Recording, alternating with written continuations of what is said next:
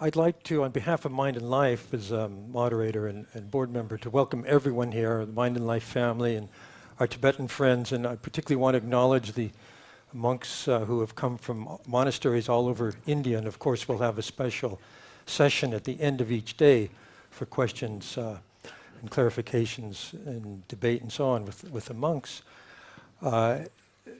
For those of you who aren't familiar with Mind and Life, this is an unusual organization. It was founded by two visionaries, Francisco Varela, the late Francisco Varela, who was an amazing cognitive neuroscientist, very visionary, and a visionary businessman, Adam Engel.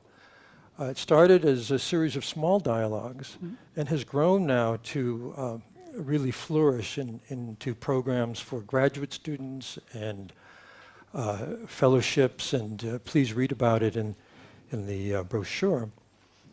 I first came to Mind and Life in 1989. It was the second meeting. This is the 23rd now. And in the second meeting was in Newport Beach. You may remember, because just at that time you won the Nobel Peace Prize. And I remember very well the press conference that you had for the Peace Prize, and the first question that was asked, which was, how do you feel winning the Peace Prize? And your answer has stayed with me to this day. It was, I feel very happy for my friends who wanted me to win the prize. That was when I first got the understanding that you were a very unusual person. I also later came to...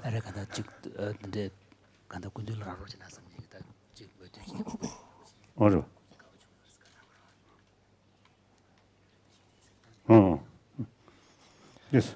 And later, of course, I came to understand that that was an expression of mudita, altruistic joy, taking pleasure in the joy of happiness of other people. I would like to ask... Yes. Yeah, Okay. yeah. So, Your Holiness, would you care to welcome people on your behalf?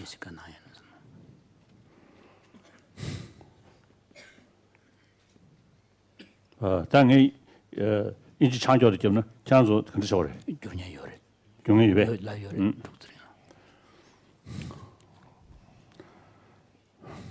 Once more,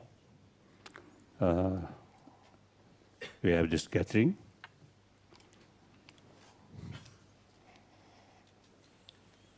And number of you, we're quite familiar.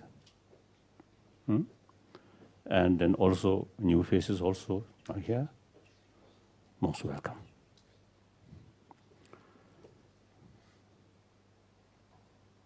I think last year in Delhi, after my sort of interview, I think CNN or something, I mentioned I'm looking forward to complete retirement.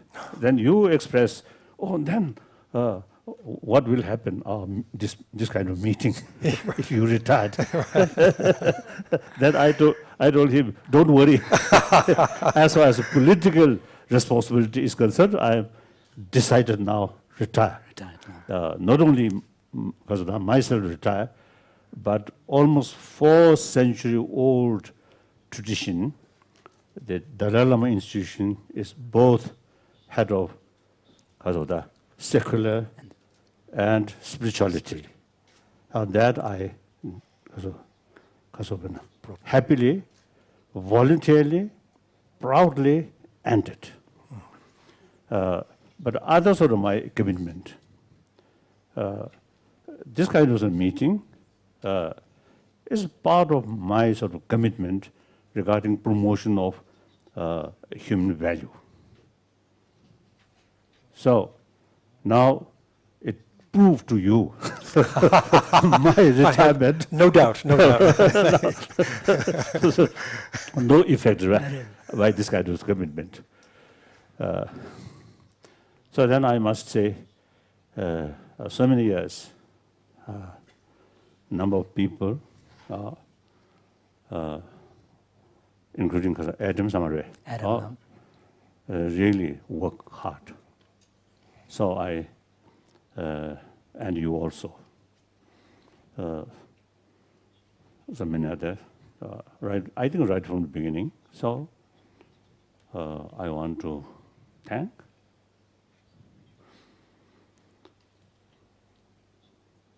Then, of course, there's some participant, like Verala, no longer with us. But their wish and their spirit, we still continuously carry.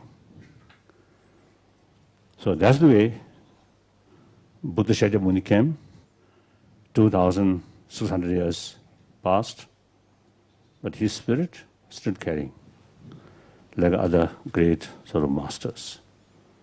So those, I think, people who have real vision, their physical no longer with us, but their spirit, their vision, our responsibility to carry continuously.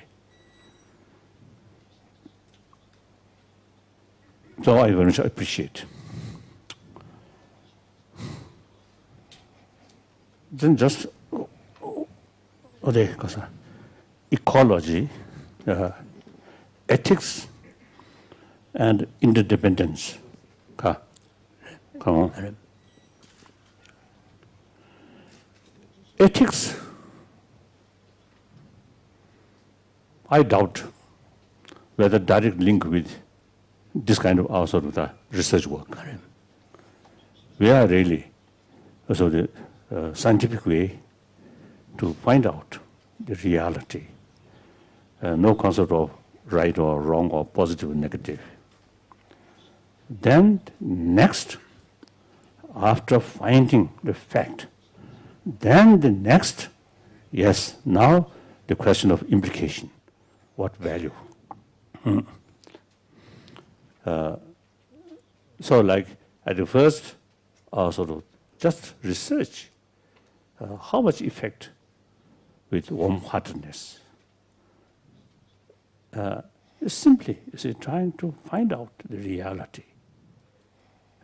What effect about anger, fear, suspicion, distrust? When we investigate these things, we have no idea anger is bad or compassion is good. No, simply try to find out the reality and its effect, its causes, like that. Then next, then the implication, right? The ethical implications. For our well-being.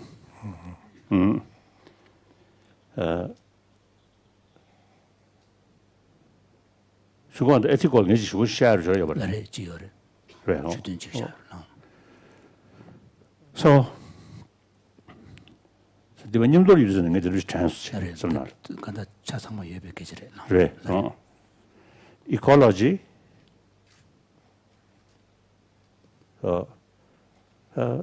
Yes, I think science will do the way. And interdependence, philosophical view, but very much sort of and that also is a way to explain the reality. Things exist due to another factor. So that's the basis of concept of interdependency. Here also is no idea of good or bad, just the reality.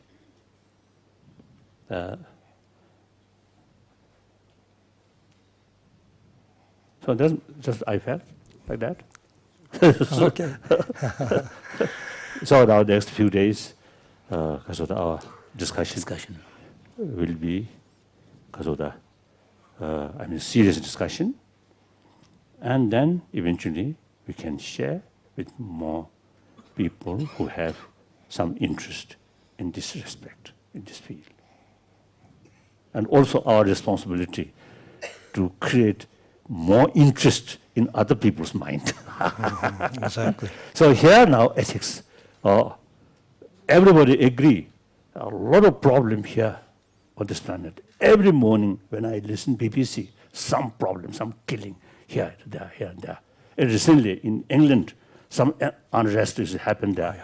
I'm really shocked. Here's among group, some Englishmen, no English. And British do Oh, you? ram British. 그래. Ajala The British way. So I really see shocked, surprised, because say I had this sort of impression, Britisher, the old colonialist or imperialist, become very mature.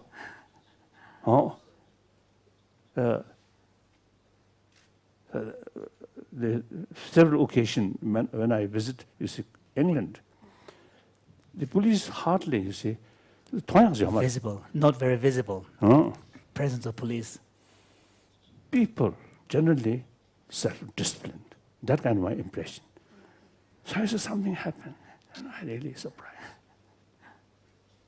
In any way, so the problem. And just this morning, BBC, some interview, because of flood victim in Pakistan. And consulta the kaso Raja Jorba, Rajans. Did the new Dangomersu? Yes. The Dunda Kashan shed words. His Holiness heard on the BBC news broadcast that the aid workers who are helping the victims of the floods, and they're running out of money, and they're going to run out within a week or so. Very sad, isn't it? So then further you see investigate why such things happen. Of course, major disaster beyond our control, but some kind of preparation by the concerned people, and people, general public living standard a bit higher. And this, I think, certainly can be less suffering. So here now is my point is corruption. All these sort of problems, I think corruption really made because of the serious effect in Africa and many areas.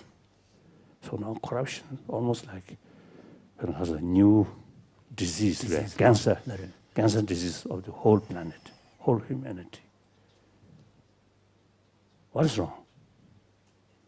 Not due to lack of the judiciary system, or lack of the police force, or lack of the government organization, but ultimately due to lack of ethics here, lack of self-discipline. Self-discipline entirely based on ethics. I had the opportunity to explore other, as a cheating other, but I'm a human being. I should not do that, isn't it? Even your own sort of the reputation. For your own well-being. So ultimately, we also have the responsibility to make awareness. The many problems which we are facing is ultimately the lack of inner discipline, moral ethics. So now, the way to promote moral ethics based on religion, then religions, including Buddhism, last 1,000 years existed there but failed. So now we must find ways, means, is to make convincing way. Conviction in others. Conviction in others. The ethics, your own interest, your own health, because of that. Well-being. Health well-being, family well-being, like that, isn't it? So that is main main aim. So we have some addition, we have some moral responsibility to make known more people like that. So I really appreciate all participants, particularly all the scientists. And because Riki Samare. No. Richie Long. Richie, I think you made I think great contribution. John contribution at us system has one of the page of our share. Yes, Akadislo. Korangimi, Huda Badag, the single land, Chabati, the Gurdin's temple church. The contribution that Richie you have made with such motivation is something that I feel that I ought to not only acknowledge but also repay your kindness. But meantime, humble. That's very good. That I like. If good scientists were too much proud, I may not develop respect. Isn't it? Even religious leaders, some are very, very. I think the Rinpoche's ultimate Guruji, like Miller Rebbe, wonderful teacher, isn't it? But some of his followers, now quite because of the luxuries. Luxurious. Okay, now okay, too much. Thank you so much for those words, Your Holiness. It's a wonderful beginning for what I think will be a very rich meeting. As you know, this is a quite unusual forum. Here we have an integrative, collaborative dialogue between science, spiritual traditions, and the humanities, philosophy, and so on. Quite unusual. And we're going to use these multiple perspectives to address the current environmental crisis. This is a very unusual topic, as you know, for Mind and Life. Out of 23 meetings, I think only 2, this is the second one, have addressed the life side of Mind and Life. But we felt that because, as you'll hear from the scientists today, there's both sad and bad news today, and also and this week, and some very hopeful news. But at the beginning, we're going to make the scientific case that as a species, we're engaged in what amounts to a slow motion suicide if we continue the way we are now. And it's because of the urgency and the moral importance of that that we felt this was a compelling topic for Mind and Life meeting. You, in your talks, often cite the love of a mother for her child as the basis for compassion. But we're facing a real paradox, and that is that even though we love our children as much as anyone has in human history, each of us unwittingly acts in ways daily that are creating a future for this planet and for our own children and their children, which will be much, much worse. The problem is this. You're going to hear a phrase that's very important. It's the Anthropocene age. Anthropocene, what is Anthropocene? Human cause. Yeah, Diana will go into it in more detail, but basically it's geological history goes over millions of years. But in the last few hundred, we've entered a unique time in history. It's the first time the actions of one species are altering the planetary systems that support life itself in a negative way. That's the slow motion suicide. And basically we confront the dilemma that we have an urgent, compelling need to save us from our worst enemy, which is ourselves. And I feel that Buddhism and Christian theology and philosophy and psychology all have very important perspectives to offer science. Science documents what's happening, but doesn't have within it necessarily the mechanism to mobilize people to act in a skillful way. So that's the particular aspect of reality or truth we're seeking to explore over the course of the week. The problem from a point of view of evolutionary psychology is this. Our brains were formed over several 100,000 years, and the alarm system in the brain, the system that recognizes threat and danger, was designed for snarling tigers, not for the very subtle causes of this planetary degradation. Our sensory system actually does not register the danger. It's too big, it's too small, it's invisible to us.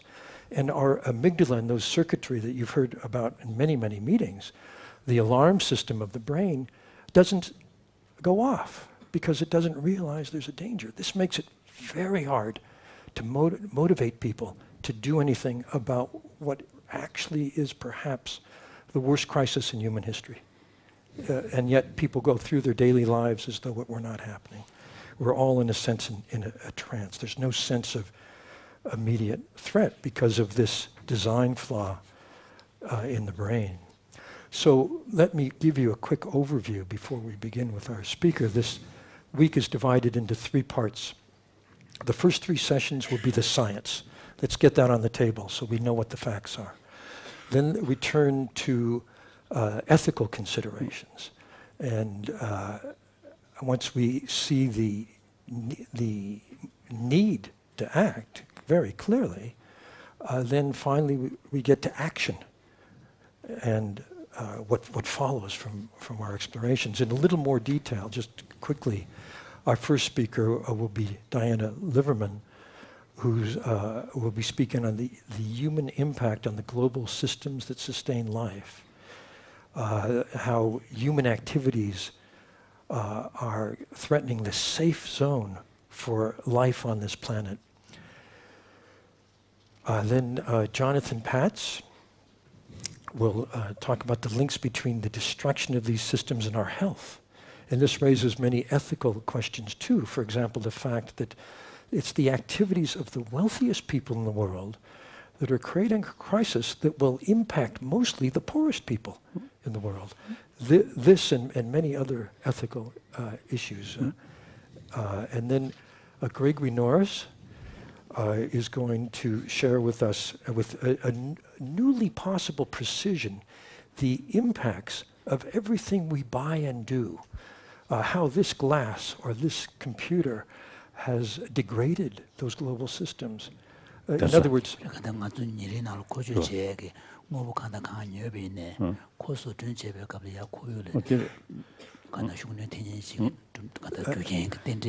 so he has a methodology for making visible the invisible, so which brings this global crisis down to the individual level. Once we know that, then we can start to make decisions that matter. Then the second part of the meeting will be moderated by John Dunn, and our first speaker will be Claire Palmer, who's sitting next to Matthew, who is a philosopher, and her specialty is environmental ethics, a new field within philosophy. And she'll give us an overview of the issues as that field looks at it, how they conceptualize what the ethical dilemmas are. And then our next speaker will be someone you may have seen before, Matthew Ricard. I think Matthew may have been in every meeting, at least every meeting I've attended. And Matthew will give a short presentation on how we treat other species as a case in point. And then Sally McVeigh, who's the Christian theologian, will share a view from a Christian perspective on the role of religion in facing the planetary environmental crisis and how our worldview shapes our actions and motivations and decisions, and how important it is to understand that view and change it in a way that leads to constructive action. And then Wednesday afternoon, we're actually looking forward to you presenting a Buddhist perspective on ethics.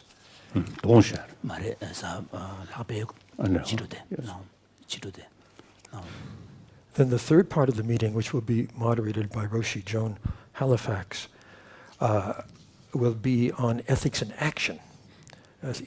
It's not enough to understand what's wrong. We need to do something about it. So our first presentation will be by Elka Weber, who's a psychologist from Columbia. She'll review hundreds and hundreds of studies and what they tell us about the psychology of action and behavior change. What motivates people to act and what keeps people from acting. And then we can think how to use that information effectively. And then Thupten Jinpa will give a Buddhist perspective on the psychology of action, really the Buddhist view of the same question. What leads to action, what gets in the way, and how can we help people be more disposed to take action.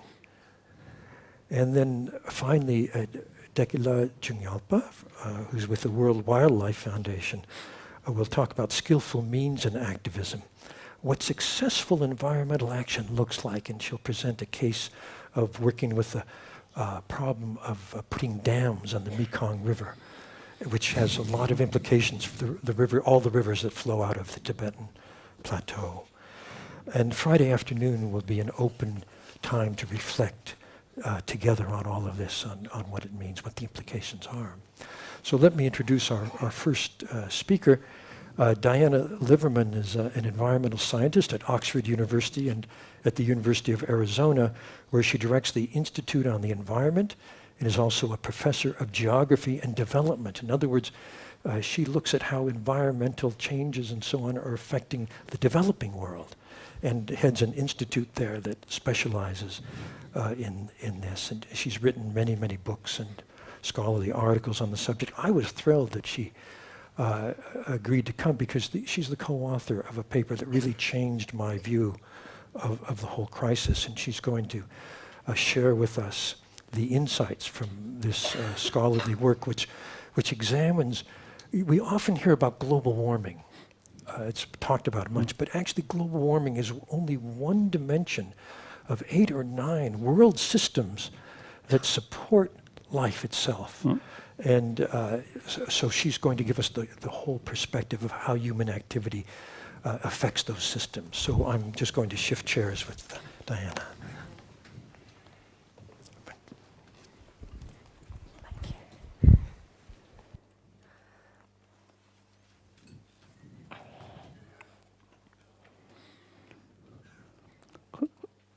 Nishan kishin moshung re. Exam me do. Yes. Okay. Okay. Okay. Yes. Okay. Your Holiness, it's a great Yeah. honor. Cousin should be low and the Nishan the Sharma. Cousin low re. The Kwan Yung men dare. Kwan Jo men. Danishing as the and Dharamsala de Mebe. Professor Sharma. So Sharma ni yore. Cousin low re. Sharma low re. Oh. Hello. My long-time friend, Professor. Thank you. Good morning. Okay, that's. Nishan page average. License officer. Oh, okay. Then okay. Yes. Yes. Your Holiness, it's a great honor to talk to you, and I bring very best wishes from many of my friends and colleagues. I'm going to be talking to you today about the many ways that humans are changing the global environment and transforming the planet in ways that affect our potential for survival and the survival of many other species. I represent an international group of scientists that's working very hard to try and understand what's happening to the Earth system, and how humans are changing it for better or worse. And I've begun my presentation with this beautiful photograph of the Barashigri Glacier, which is not far from Dharamsala. And it illustrates one of our concerns, that the burning of fossil fuels and the cutting of our forests is putting gases into the atmosphere that are warming the planet. And this is warming the planet to the point where ice and snow is disappearing. And this particular glacier is retreating by 30 meters every year, so it's becoming smaller and smaller. This is the outline of my talk. And what I want to do is to set the scene for the conversations this week by showing how the rate of human impact on the planet has been accelerating in the last 60 years, a new era that we're calling the Anthropocene, and I'll explain more about that. And I'm going to make the point that these changes are not just affecting the climate, a problem I know that you're very concerned about, but they also include multiple risks to life, threats to our water resources, to ecosystems, pollution, and the overuse of resources. I'm then going to discuss the idea of planetary boundaries, which is the idea of setting limits that could guide the way in which we use the planet. And I'm going to talk about a set of environmental thresholds that we want to avoid, not just dangerous climate change, but also the loss of species through biodiversity, the acidification of the ocean, and the way in which we're using too much water, too much land, too many resources in ways that are changing the planet. Slow down, yes, I apologize. And then I'll end with an update on the latest results about climate change, and particularly some results about the Himalayan region. Because since the last 5 years, when the last big study was done on climate change by the Intergovernmental Panel on Climate Change, the IPCC, we have a lot of latest scientific results that give us even greater concern. So this first slide here shows 100,000 years of human history. And what it shows is the way in which the Earth's average temperature has changed over the last 100,000 years. And what you can see here is that 100,000 years ago, the Earth was much cooler than it is today. The temperature, at least until about 1950, was about 13.5 degrees centigrade. The average temperature of the Earth was about 13.5. But if you go back into the deep past, the Earth...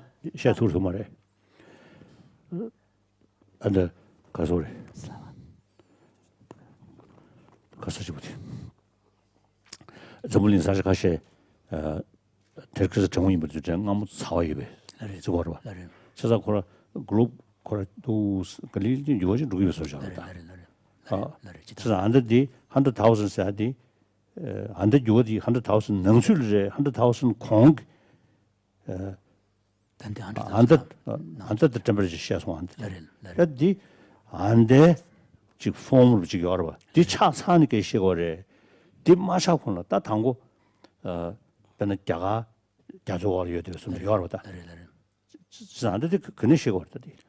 So this time frame that you're using and the reference to the average temperature, so what is the kind of framework in which you are making now, obviously, that as far as I know, you see some part of the world today, like Siberia, very cold, but there are indications, one time, very hot sort of, because of that plateau. Some usually animal who live very hot climate is found there.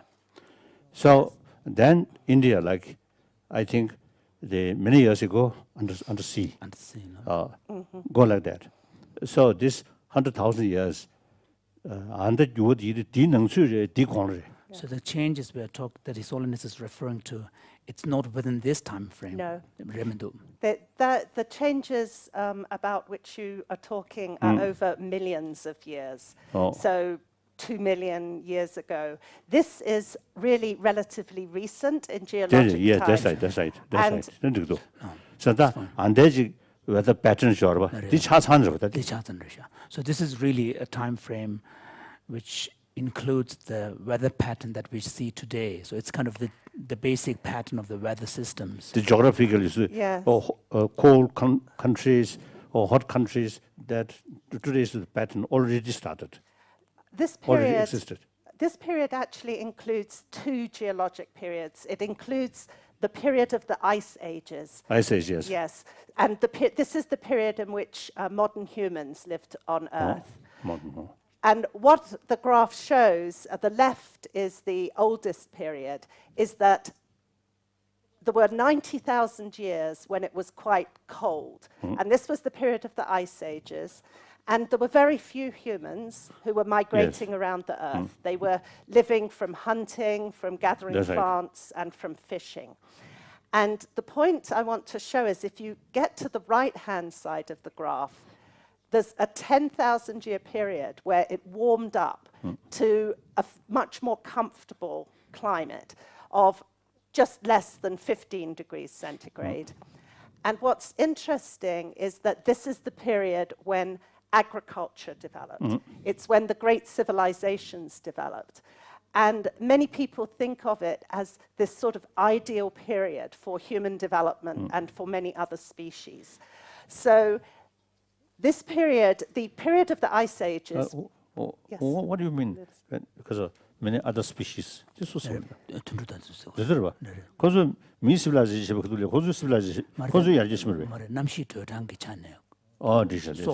yes. Plants, animals that we know today. And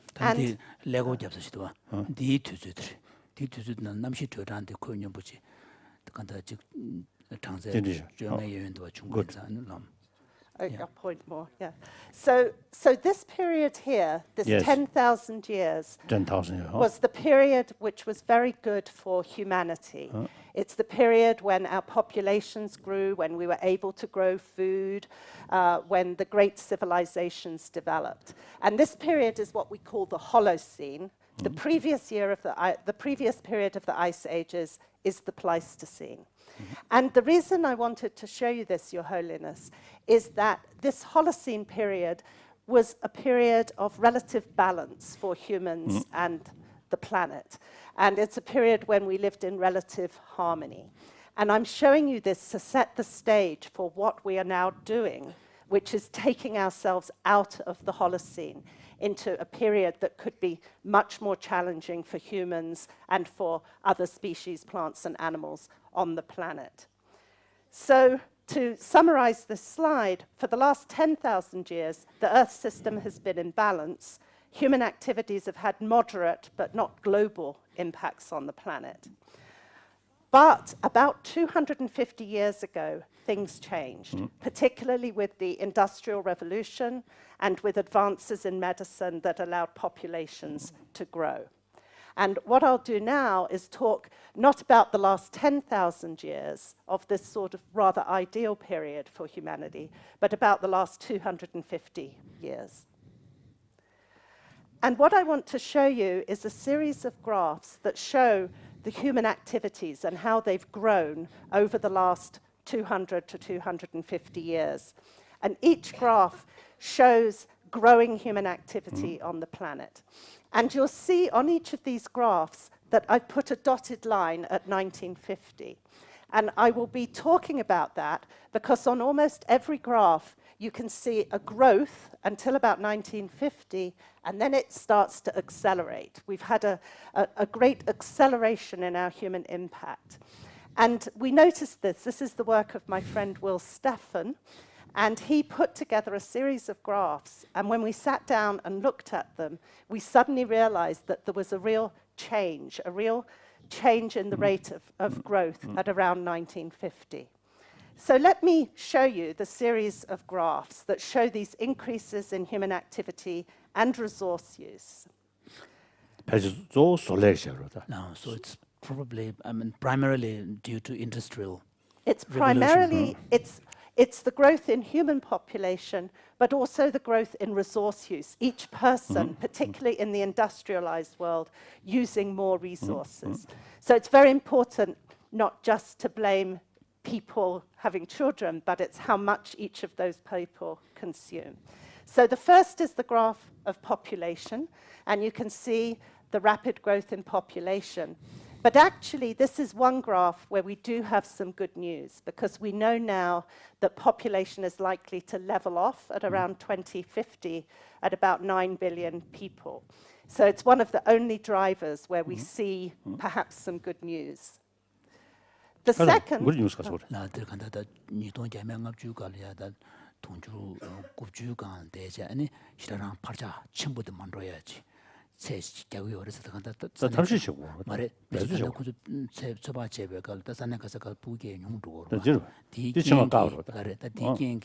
Family plan. Yes. Or is it simply naturally occurring? It's the result of a choice of millions of women around the world to have less children. And Yes, through awareness, through education. yeah, and it's often because women have more opportunities, there's more health care for them, they have been educated, and when this happens, they make the choice that they would like to have less children. So. This is the second graph, which is of water use. And you can see again, when the graph doesn't go back to 17...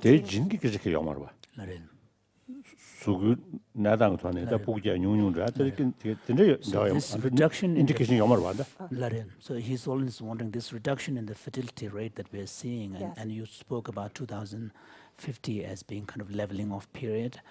And so it has nothing to do with some kind of changes happening in the genetic dispositions of the humans for reduction in fertility rate. Not that I know of. You see, due to climate or some other sort of reason.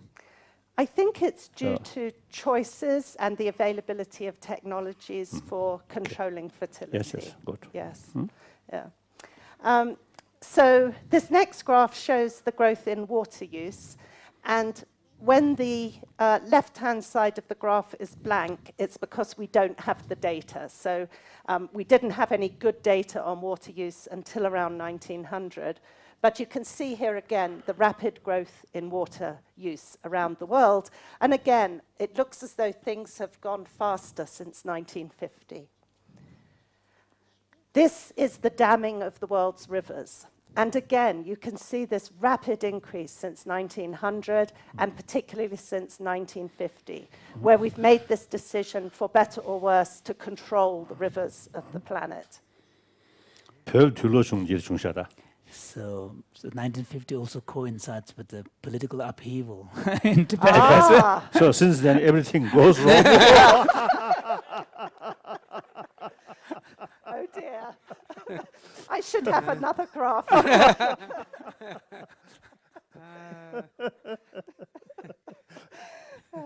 It's also when I was born. The bad year.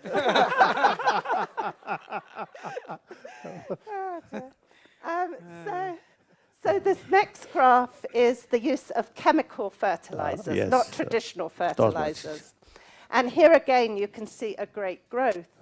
And here, the change in 1950 is associated with the Green Revolution, which was the large increase in agricultural production, particularly in India. And as I expect you know, the increase in food production, whilst less people were hungry, it meant the use of a lot more agricultural chemicals. And we can see this change as after 1950. There is an interesting decline here, which has to do with the economic problems in the developing world when people can't afford fertilizer now. Then this slide is one more indicator of our human activity. This is the consumption of paper, which is, of course, linked to the destruction of the world's forests for paper. And here again, you can see this very rapid increase. Perhaps that will decline a little bit with the use of computers now, when we don't print out so much paper. Yes. One good thing about computers. And then this one is very dramatic. This is the growth in the use of the motor vehicle. And of course, motor vehicles produce all sorts of pollution, both in the cities like Delhi and in the atmosphere, because the oil that they use is producing greenhouse gases that are warming the planet, like a blanket warms one in bed. So we have this very dramatic increase in motor vehicles. So to sum this up, the point I want to make here is that human activities have been growing and growing in their magnitude, in their size, and particularly since 1950. And we have coined the term the Great Acceleration, which is what happened when everything took off in 1950. And the Great Acceleration is a period not only of acceleration in human activity, but also acceleration in environmental consequences on the Earth system, which is what I will now show you. But before I do that, I just wanted to clarify for you, Your Holiness, and for other people in the audience, what we mean by an Earth system. The Earth system really relates to interconnection, one of the themes this week. It's the Earth's interacting physical, chemical, and biological processes. The Earth system consists of the land, oceans, atmosphere, and living things, all interconnected. It also includes the planet's natural cycles. These are chemicals that cycle through the Earth, through rocks, through life, through the atmosphere. And the most important are the carbon cycle, the water cycle of water, the cycle of nitrogen, which is both natural and in fertilizers, and cycles which I will not talk about of phosphorus, sulfur, and others.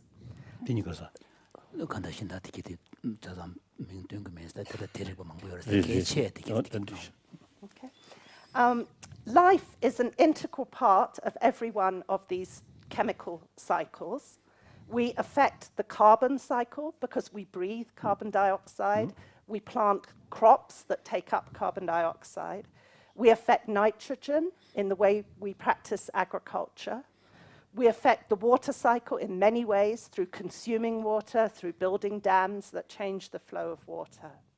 So it's very important to remember that the Earth system is not separate from us. We're part of it. We're part of the Earth system. It includes human society. But our impact is such that we are disturbing the balance of these natural cycles. And for scientists, the complexity of all these cycles is both beautiful, but it also makes it very difficult for us to understand what's happening, because everything is interconnected. A change in one place will affect very far away. But let's take a look now at what the great acceleration in human activity has done to the environment and to the planet. This is a graph with which you may be familiar, Your Holiness, which is the concentration of carbon dioxide in the atmosphere. These are the greenhouse gases that are warming the planet. Like a greenhouse can warm the plants within it, or a blanket can warm a person in bed. And what we see here is that the use of fossil fuel, of coal and oil, the driving of vehicles, the cutting of forests, has led to this rapid increase in carbon dioxide. And again, you can see the great acceleration after 1950. A related change... 벽에나 가서 그래. 나. 가본 주스인데. 나. 벽에나 가서 그래. 벽에나 가리나. 야마를 받아. 다나 개탄이 싸워 소유는 감마도 규면. So do it. 가. That's my base. 솔레제. 솔레제. 솔제스. 솔제스. Yeah. His Holiness is wondering whether we have coined a Tibetan equivalent for the term carbon.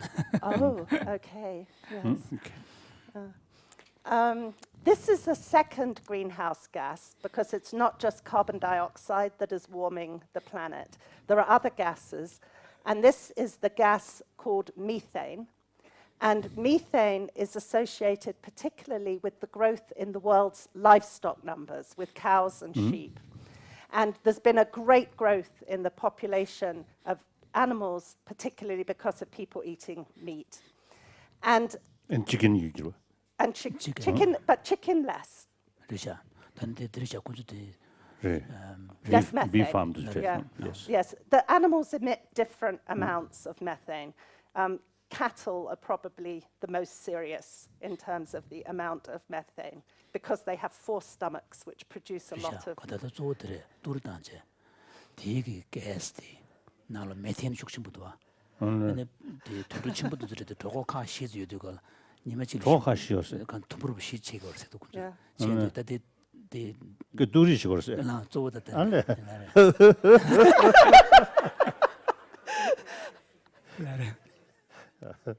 Yes. Okay. The methane also comes from rubbish dumps, places that... Yes. Diana, is it true that I heard that a single cow can release enough methane gas to lift up a hot air balloon? Is that true? I mean, I don't know if it's true. I can research it. 그보다 더 걸었어요. 버주 둘다. 뚜루망만 딱 사샤베나 버주 지 강부야 로탄지. But it is true that in some parts of the world where cattle are kept in one large building, that they capture the methane and they use it to heat the building or the farmhouse. Yes. Yeah. Already. So they can recycle it. Yeah. The other source of methane is waste dumps, where we put large amounts of our rubbish. And as that rubbish decomposes, it releases the methane gas. So there are many ways, both our choice of raising livestock and eating meat, but also that we throw so many things away that is causing the rise in the methane concentration. And that too is warming the planet, just like carbon dioxide. And what this results in is... everybody knows global warming. Yes. That the percentage, of course, naturally, you see, the whole sort of system I think that Go through change now. million years ago. Million years now. Million years, gradually it's changing. There's go through a Gradually, cycle. always Yeah. changing, always Yes. changing. So that also, I think, part of the factor, global warming. So the percentage, global warming, me and the social percentage, So His Holiness is wondering whether the scientists can actually calculate the percentage of the rate at which global warming is taking place that is actually the results of human impact. Because there is a natural cycle through which the earth glows, earth climate goes through. Yes. Yes, we can. And one of the most important things is that we're changing the greenhouse gas composition of the atmosphere much faster than the natural cycles. So the natural cycles are over many thousands of years, and we've changed it in a period of just 100 years. And we also, the concentration of carbon dioxide in the atmosphere is now the highest it has been for 650,000 years as a result of human activity. So it's the highest it's been in a very, very long period. And we can know that it is our greenhouse gases through looking at the chemistry. And the result of all of these gases is another graph that you may have seen before, Your Holiness, which is the observed warming of the planet. This is the average temperature of the planet since 1880 in degrees centigrade. And what we're showing is a variation around the average. So the thing to look at is the growth in the temperature, and in particular, that the last 10 years since 2000, we've had 10 of the warmest years on record. Last year tied with 2005 as the hottest in the recorded recent human history. So, and as we will hear, this global warming has tremendous impacts on the world system, on our ice, on our water, on our lives, and on our health. It'll come back, we hope. Yes, good. What is So that? what are those markers supposed to? They're showing the average variability in the from year to year, because the temperature goes up and down. Yes. There are other cycles that affect global temperature. For example, when there's a volcanic eruption, it gets a little cooler. When we have changes in ocean currents that happen naturally, we can have a cooler year. So right now, we have sea surface temperatures in parts of the Pacific that are cooling some areas of the planet, called La Nina is the term that it's called. So there are variations from year to year, but the long-term trend is, I think, what we should focus on, which is that it's getting so much warmer. Yeah. And I just want to show you a few more impacts that are not related to climate change. This is another impact which is associated with our use of chemicals for refrigeration and for air conditioning. And this is the depletion of the protective ozone layer, which is what protects us from skin cancer. And you can see here since 1950 that there has been a loss of the ozone layer, and this has increased the risks of cancer. So it's one other impact. Here's another very dramatic impact of human activity. This is the loss of tropical rainforests and woodlands around the world. And here again, you can see the great acceleration of human activity creating this great acceleration in the impact on the planet. And this is the exploitation of fisheries as we take more fish, not just for ourselves, but also you may be aware that in many countries we feed fish to our pets in great amounts. And so this is a big increase in the exploitation of fisheries in the ocean. Okay. And this is one more, which is the pollution of coastal waters by our use of nitrogen fertilizer. And when these waters get polluted, it creates dead zones of no oxygen. This is the loss of biodiversity. 그게 뭐지? Oh, we have lost the... Yeah. 어? No, I think you can go. Yeah, it's Oh. back. It's okay. It's I back. Yeah. apologize to the audience. So this 표가 안 is... 치면서. This one,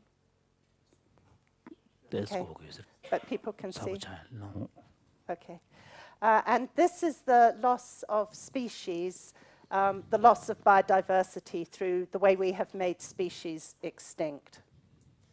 So again, to summarize, I think I tell a very 이 dramatic 스피시스를 story. 전에 수학자 장자래 야 플란트 이렇게 쉬워. Includes plants as well. This is when you Yes, speak about plants, insects, Yes. No. fish, all of Yeah. the fellow species on the planet. So to sum up this part of the talk, we've shifted from the Holocene now to the Anthropocene, which is a planet that is completely shaped by humans. We have entered this new geologic era, which Nobel Prize winner Paul Crutzen called the Anthropocene, where human activity now shapes the planet more than any other factor. And the term Anthropocene comes from anthro, which means human, and scene, which means era. So it's the human era we believe we have entered. 에라 And 논주 말해. 두고. 두고. No. This is a very powerful photo. I don't know if you've ever seen it before, Your Holiness. This was created from satellite images, and it shows the human impact on the planet through our use of energy for light. So it's actually a photograph of the Anthropocene, if you like. You can see how the industrial world is brighter because it uses so much energy. Because most of the electricity that produces these lights is produced from coal, oil, and gas, these lights also represent emissions of greenhouse gases and of air pollution. The photo shows that some regions are much more responsible than others for this light and for this pollution. One of the interesting things is you can see that much of Africa, Latin America, and the Tibetan Plateau is dark. These are areas that are not contributing to greenhouse gases and to air pollution. It's because either people are not there, or people are poor, or people are living in harmony with the planet. 그룹이 좀 못부려 맞다. 시에시도 그룹이 맞아 말. His Holiness is saying that it's because they are not capable. It's not because they know that it's wrong and, acting out of discipline. Not out of awareness or self-discipline. I think everywhere. I think all these. Yeah. I think the planet is grateful, whichever is the excuse.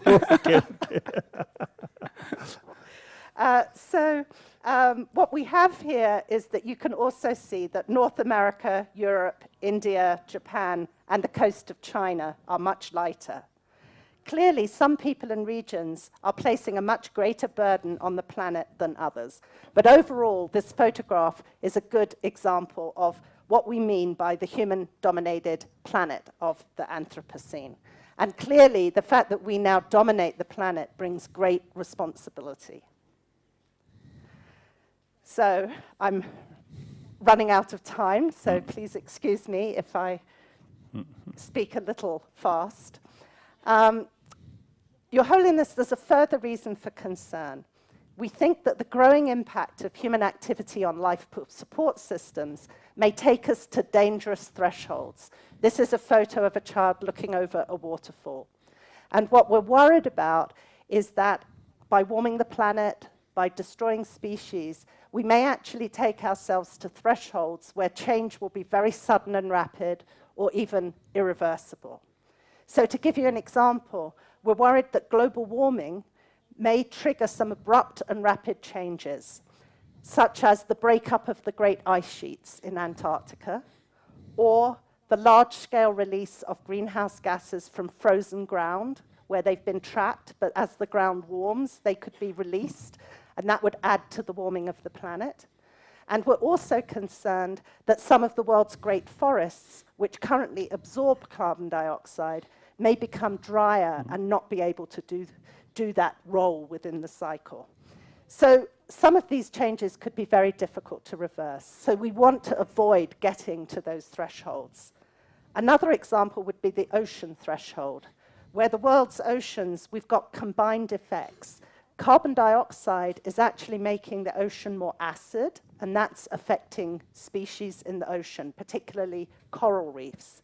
We're also overfishing the ocean, and we are also putting fertilizer into the ocean. All of this can combine to destroy parts of the ocean. So how does the fertilizer get into the ocean? Sorry? How does the fertilizer get into the ocean? Through the great rivers of the Oh, world. I see. Yes. So, for example, the Mississippi River in the US carries all of the agricultural pollution into the Gulf of Mexico and poisons life in that region. So these sudden, rapid, and possibly irreversible thresholds need to be understood, monitored, and avoided.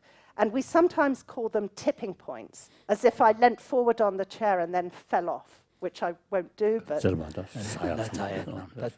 yeah, so we're very worried about these tipping points. And so a group of us came together to try to set some guidelines for avoiding falling over these thresholds. And we set what we call a set of planetary boundaries to guide the management of the planet. And of course, you don't want to set the guide right at the top of the cliff. You want time to change. You want time to put on the brakes. You want to take account of the fact that we may not be exactly sure where the boundary is. So this is an example where a car is driving towards the cliff, and we want to put the brakes on in plenty of time. So we've set the thresholds at a safe distance from where we think the actual boundary of collapse may be. And this is a diagram of the planetary boundaries that we have established. And I don't have time to talk about all of them, Your Holiness. Oh, okay, he's telling me I do have time to talk about them. Okay. So we identified a set of boundaries to create a safe operating space for the planet. And this project was led by my friend Johan Rockström, who lives in Stockholm. And the idea here is to set the limits to keep us away from the danger zones. We've identified a set of thresholds that define a safe space for humanity. And I'll just tell you briefly what each of them are. The first boundary is to avoid the risks of dangerous climate change. And we've set that at a technical limit of 350 parts per million of carbon dioxide in the atmosphere. I won't go into detail of each of the scientific amounts. The general idea is that we have this set of boundaries. So the second is to prevent the depletion of the ozone layer, to avoid the risk of cancer. The third is one that we haven't been able to define yet, but it has to do with aerosols, dust and soot in the atmosphere that can be dangerous to human health and to ecology. 다른 미세한테 세세 세부체 두고 요마데 이내 간다 쿠유 바나기리아 룽나로리아 다 탈라데 데제 디게 되된다 뭐를 뇌야 자진스러움. So it's a product of human action. Yes, from our fires, from our automobiles. It's what makes our laundry, our white laundry, dirty, but it also makes our lungs dirty.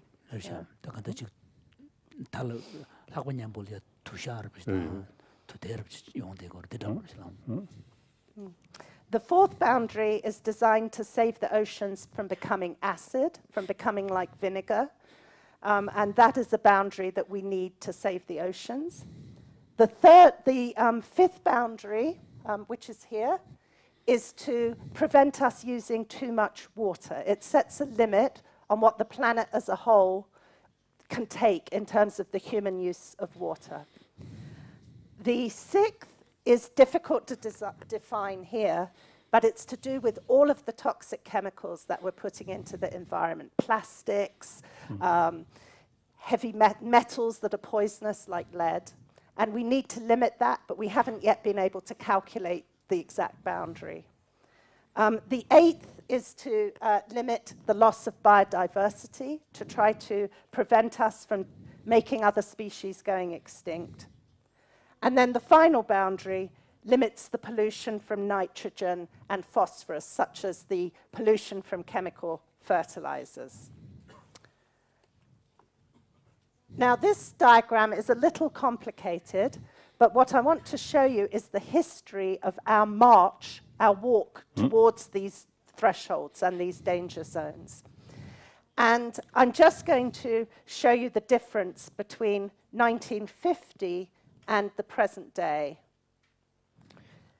So each of these lines is sort of the walk towards the cliff. And here is the safe boundary here. The collapse would be somewhere out beyond the safe zone. And what I've tried to show here is that in the 1950s, we were already walking, marching, taking the planet towards the danger zone of the conversion of forests to agricultural land use. We were starting to put greenhouse gases into the atmosphere and approaching that boundary. And here's our use of nitrogen fertilizer also taking us towards the boundary. Some of the variables we had not measured in 1950, so we couldn't document where we were. We have estimated this for the 1970s and the 1990s, but I will take you straight to the present day. And it's very dramatic. What has happened, no, that's in 50 years. Yes, in 50 years, we have gone out of the safe zone on 3 variables.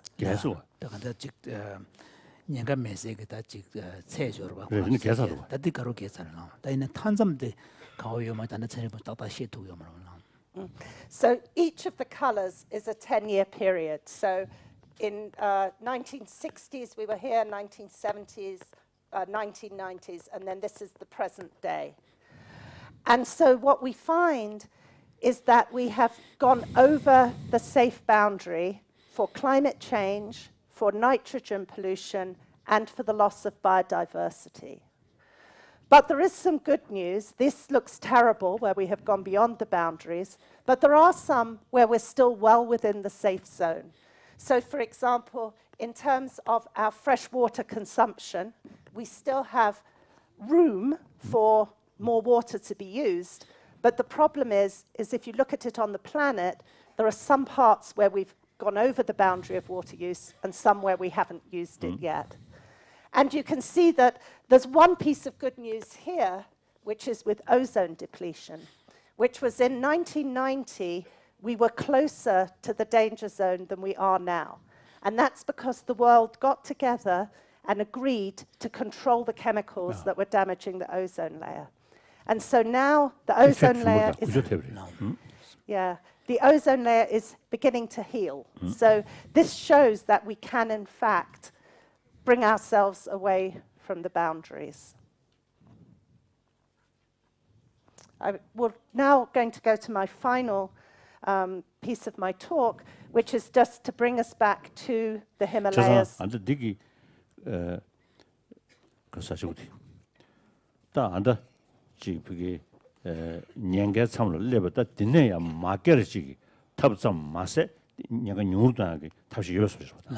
So the example of the ozone layer seems to suggest that not only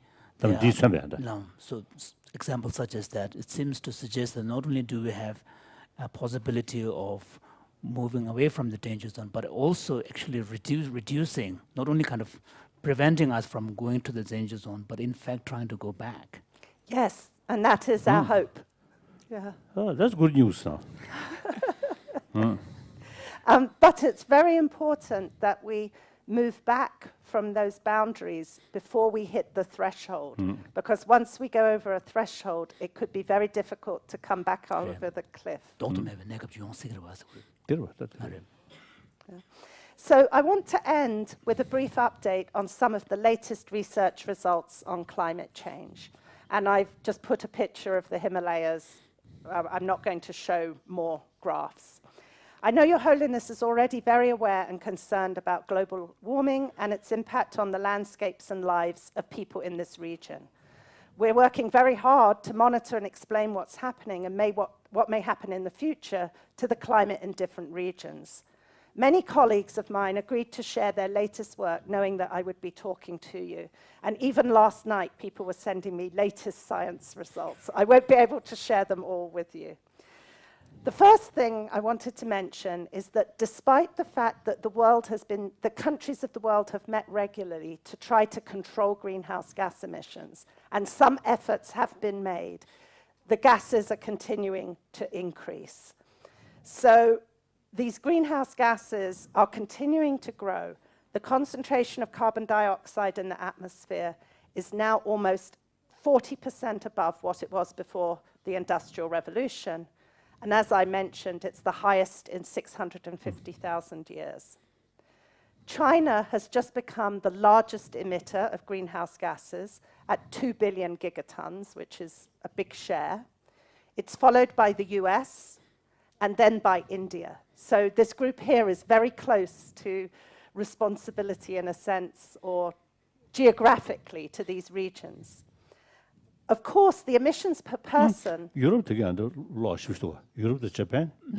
But what about Europe and Japan? Because it was very bright in that photograph. Yes. If I treated Europe as one country, it would be higher than India. But being English, I treat Europe as separate countries.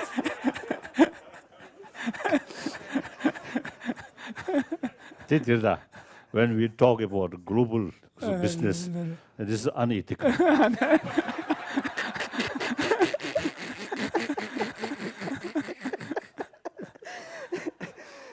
So if you want to treat Europe as a whole, Europe would still be less than China or the US, but I think Europe would be greater than India. And Japan has actually declined slightly. It has a very efficient economy that is helping. Now, one very interesting thing, of course, is that the per capita emissions are very different. So in the US, we consume 5 tons of carbon per year. In China, it's 0.6, and in India, 0.2. So each person in India is much less responsible than a person in the US. There's one other interesting result I wanted to share with you, is that of China's emissions, 1/3, we think, of China's emissions are consumed in the US through the export of goods from China to the US. So in a sense, American consumers are responsible for 1/3 of China's emissions. And the same is true as a result of other trading patterns. If these trends continue in terms of overall increase in greenhouse gases, the latest computer modeling results suggest that the world could warm by 5 degrees centigrade by the end of this century, 2100. So that's 9 degrees Fahrenheit. And that we could have a world that would be 4 degrees centigrade warmer within 50 or 60 years from now. And this is a significant change over, for example, the big UN report in 2007.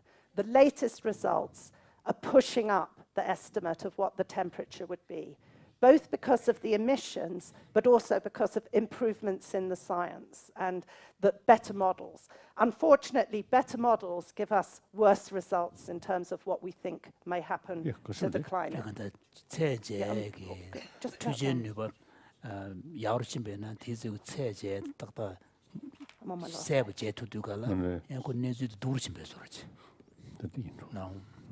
Okay. Yes? So we're worried that it's going to be warmer than we even thought it was going to be. And one example of that is there's a recent paper published that suggests that the heat waves that we get today, so like in Delhi when it's 45 degrees C, that in the future those will become the average and the extremes could be 50. So the summer average will be what the most extreme conditions are today. And this is of great concern because heat waves especially affect the poor. Yes. Okay, just a couple more points. In terms of the glaciers in the Himalayas, I wanted to just confirm the scientific results that suggest that many of the glaciers are losing their volume. especially those that are at lower altitudes. This is linked to warming, because the Tibetan Plateau, for example, has warmed almost more than anywhere else on Earth, 1.8 degrees centigrade warming in recent years. But there's a new factor that's contributing to the melting of the glaciers, and that's the deposition of air pollution, dust and soot on the glaciers, which makes them melt more rapidly. So it's not just warming, it's also air pollution that is contributing to the loss of the glaciers. However, I did want to tell you that some of the popular stories that all of the ice will disappear are very unlikely. Many of the glaciers are so high in the Himalayas that even warming will not cause them to melt. But we do think that we could lose 40% of the volume of the glaciers by even perhaps by the middle of the century. And this, of course, is creating problems with lakes that are filling up and risking floods in places like Bhutan. And it's also eventually going to cause problems with the flow of rivers. But I did want to let you know that we don't need to worry about all of the rivers in the same way, because many of the rivers in Asia get most of their water from the monsoon, not from the glaciers. So the two rivers that we're most concerned about, because of the importance of glacier melt, are the Brahmaputra and the Indus. So the final thing I wanted to share with you is that although many people in this region of Asia are worried about the melting glaciers, we need to really be much more worried about what climate change will do to the monsoon. And this is where I feel a little unable as a scientist to tell you what's going to happen to the monsoon. There are some very contradictory results recently about what will happen. What we think is that climate change will mean that wetter areas will get more rain and drier areas will get less. So the monsoon might become more intense, but perhaps might be delayed in its start. But this is a scientific frontier, and it's one of the areas where we're doing a lot of research, because we now understand how important the future of the monsoon will be to this part of the world. So with that, I'll finish, and I hope it provides a good context for our discussion, and I look forward to any questions you might have. But thank you for the opportunity very much. Wonderful. Wonderful.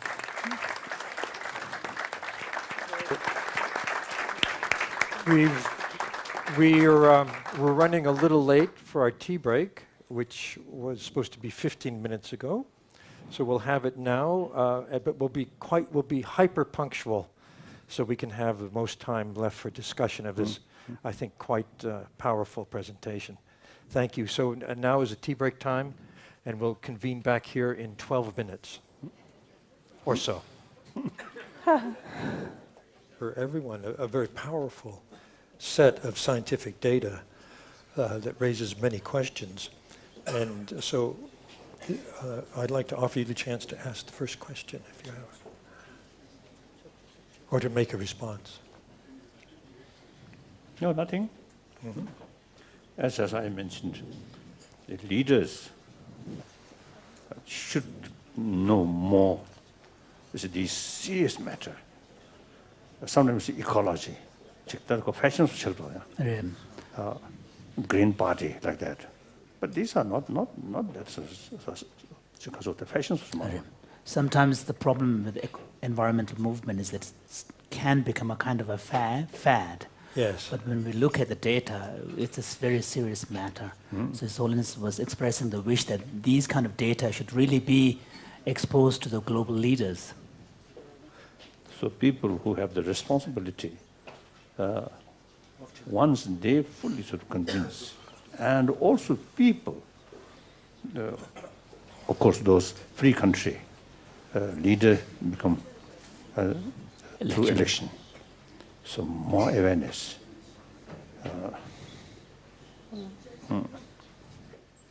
That I just I felt, and then something like I mentioned, like UN, some world body, should have some more clear sort of awareness in these things. Then they look these things are more seriously.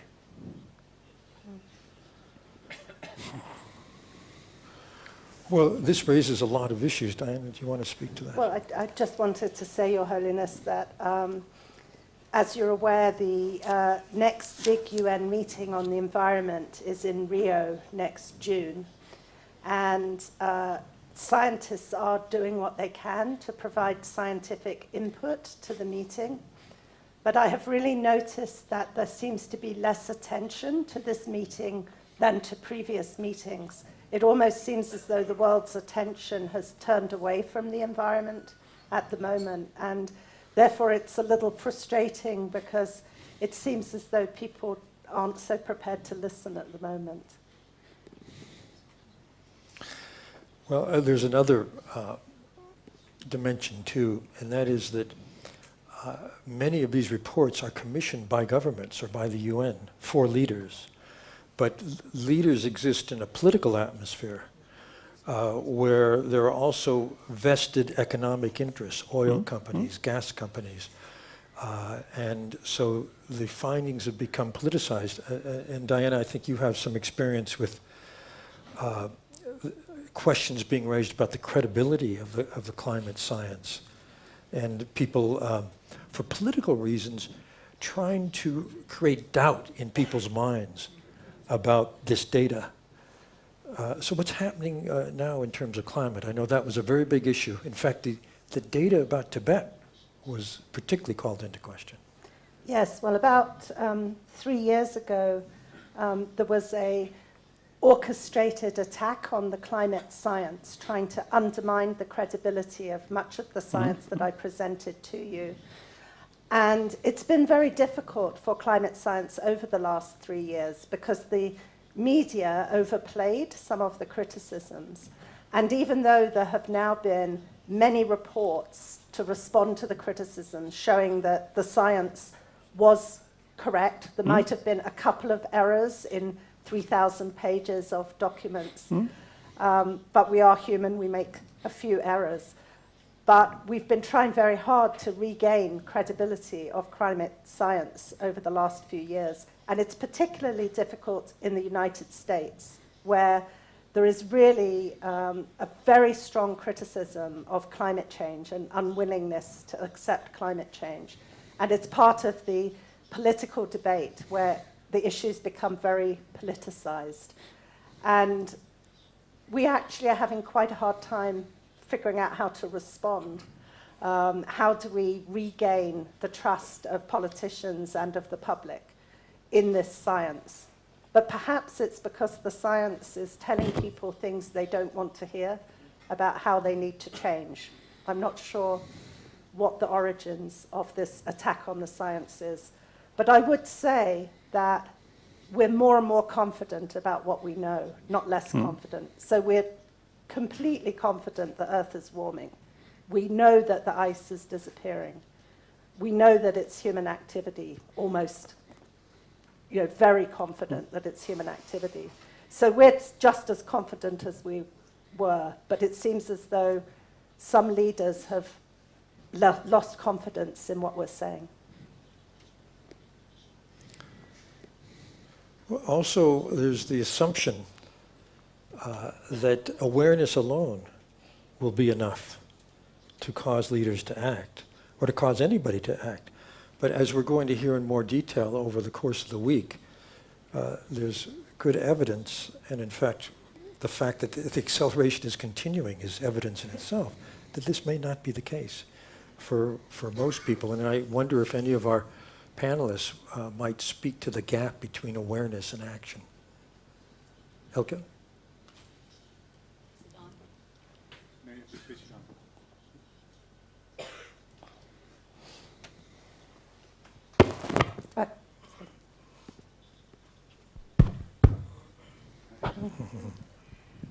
Good morning, His Holiness. I just want to reiterate what Diana said, that it's actually very true that the climate change or other environmental disaster message is very uncomfortable for many people.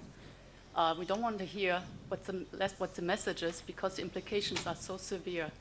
We all have to change our way of life, We don't like change. I'm going to say much more about that on Thursday morning.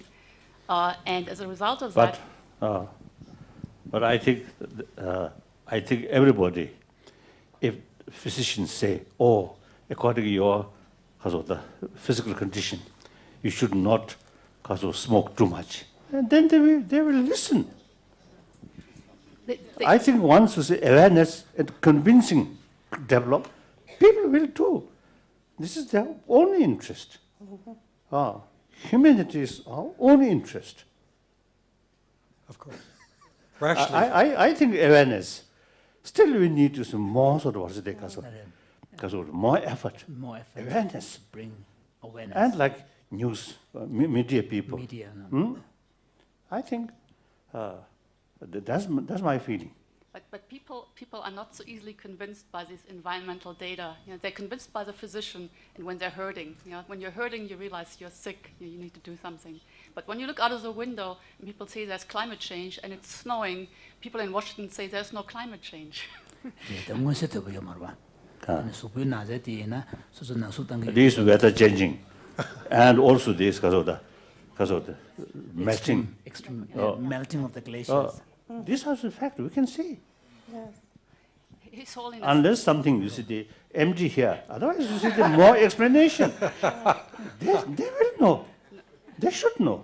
His Holiness, think about tobacco and smoking. It took us 50 years to realize that we actually should ban tobacco, because even though the scientific data existed a long time ago.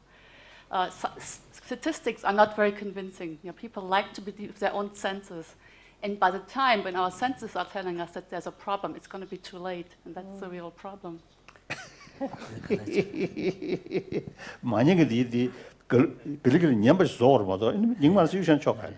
So in any case, our effort really has to find a way of reaching out to those who are not listening. Otherwise, we have no other alternative. So, and then make them listen and also make them convinced. So I think so now, modern time, scientists, sometimes I describe Guruji. The scientist Guru, So in modern times, His Holiness was saying that he often refers to the scientist as occupying the position of the gurus of authority, So the gurus need to come out and speak. But I think that scientists at the moment who work on climate change, we're doing a lot of evaluation of ourselves.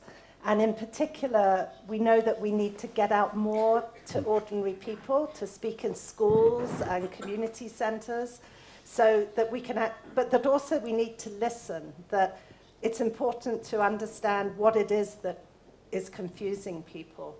And we've also learned that we make big mistakes. So for example, in the United States, many scientists talk in degrees centigrade because that's the scientific term.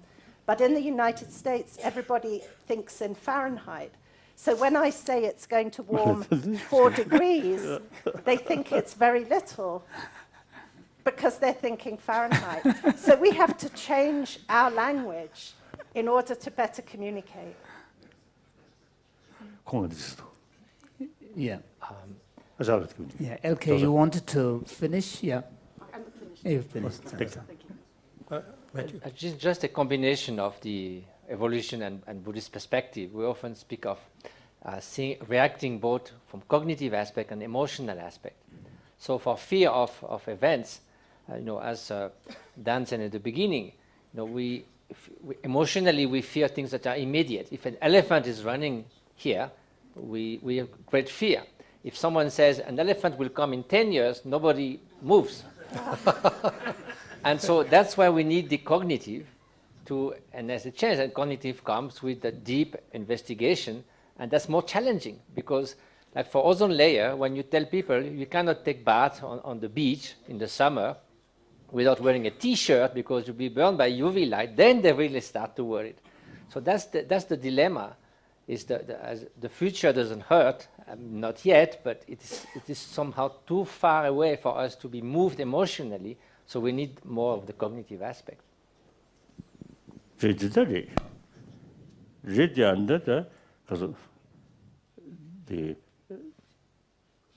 climate 간다 규슈 두기를 되는 초도 연구야 말이야. 민망구지 가시 log never 소르지 우도나 강에도 용되고. 뭐 상되고. It's true that the science of environmental degradation are not that visible, but on the other hand, it is also the fact that a lot of people do experience the effect right now in terms of their health conditions, whether difficult to breathe or some kind of other diseases that they experience. And also, I think that because climate change will be experienced very much through extremes, that the experience of, as natural disasters start to increase, floods and droughts, then people start to believe that the climate is changing. And people who live closest to the environment they're already convinced. They can see what is happening to them. I think perhaps sometimes people who live away from nature are less aware.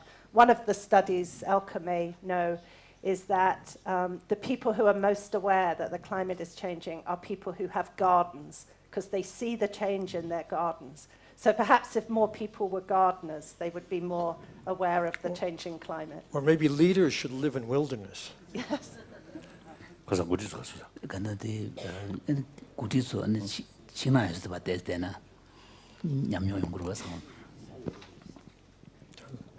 Your Holiness, I want to just respond. When you made the analogy of when your doctor tells you you're sick, you change behavior, and following some of Elke's and Machu's comments about the difficulty in perceiving the problem, I'm actually a physician before I was trained as an environmental scientist.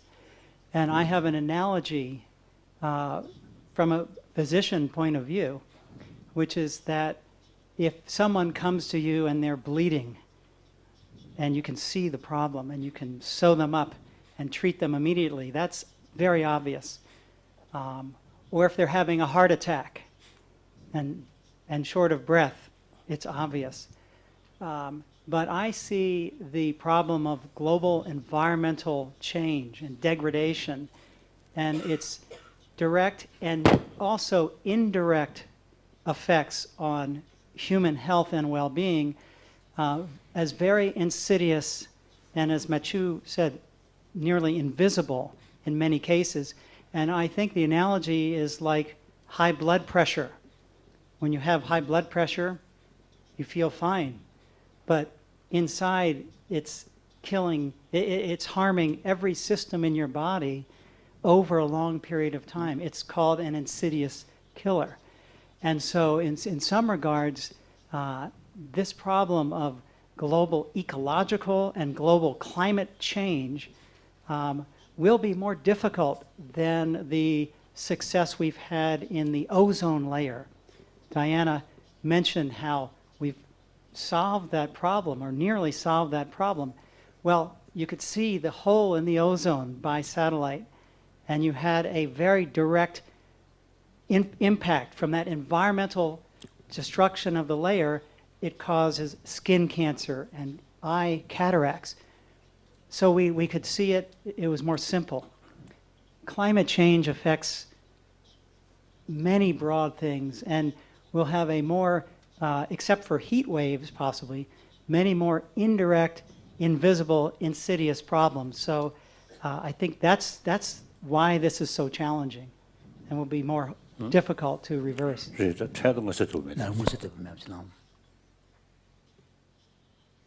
Actually, suppose this special brain of human being is to think long-term interest.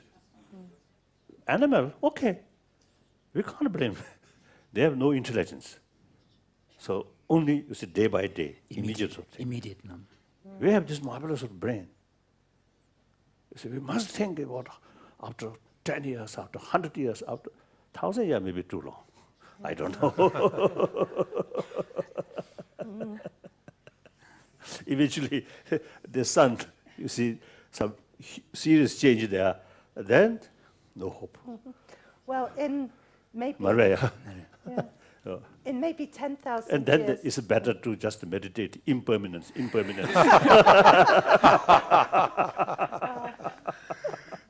No need much worry. Yes, things always changing. It is nature. Well, eventually, in several thousand years, we would have another ice age. But I think that will be too late for us to compensate for the warming. So, these recent sort of the obvious is a serious change about the because of the climate condition, right? Climate conditions. And some, as you mentioned, because of the wet areas get wetter. More rain, unusually a lot of flood now. And then some area very dry. Now, me and the door. So how can you make the connection between Global warming, that the door change with the global warming, and through that way tied to human action? So can what is you the kind explain of something? Yeah. Now What is the kind of causal link? Why would global warming produce those kinds of weather extremes? Yes. Okay. Well, there are several quite complex reasons, but one is that warmer air holds more moisture. So as the atmosphere warms, it can hold more moisture. And also, when some parts of the world warm more than others, it creates stronger winds. So what you can have is, when a storm does build up, there's just a lot more moisture to fall out of it because the air is warmer. So that's part of it, is that. But also, the great cycles of the atmosphere, where our air rises at the equator and sinks over the tropics, those become accelerated. So where it rises, you get rain and it's wetter, and then the sinking air will be stronger, in a sense, drying things out. But it's extremely complicated because we also have phenomena like the monsoon, which depend on the difference between the temperatures of the ocean and the temperatures of the Tibetan plateau. And so we're still trying to understand how those dynamics will change. But there are certain parts of the world which we're very confident, or fairly confident, that will get warmer and drier. And we're thinking of those as, in a sense, the hot spots of the planet. And they're places like Southern Africa, the Mediterranean, the part of the United States where I live. These are areas where everything points to it getting both hotter and drier. But in this part of the world, some areas, it does look as which will get wetter because of the more moisture that will be in the atmosphere.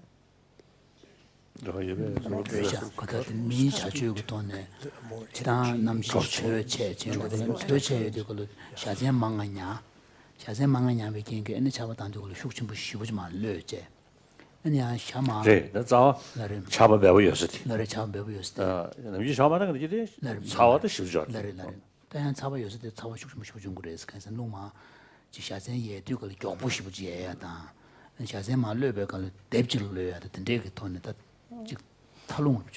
It's as if the cycles just get more intense because there's more energy, because it's warmer.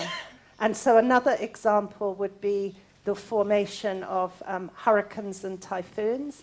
Because the oceans are warmer, that heat feeds the energy of the storms. So we think that hurricanes and typhoons will become fiercer, more intense. Not necessarily more of them, but they would be stronger. Your Holiness, I'm wondering whether it helps to think a bit about the difference between another great crisis that human beings faced. I'm sorry. Closer. Oh, closer. That human beings faced, which was the Second World War. You and I were both children during the Second World War. And this was a terrible time. But people thought, well, we're going to get together and we're going to fight this enemy. The problem now is that the enemy is us. And it's so much more difficult, isn't it, to fight our own tendencies and our denial, our desire to have the comfortable life that we have, than it is to fight something that's outside of ourselves. What do you think? We do not consider we are our own enemy. No. Yeah. Among our emotion, you see, some part is our enemy. Yes. One, ignorance is the enemy.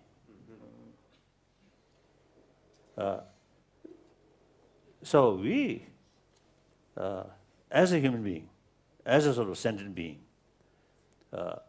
I think positive.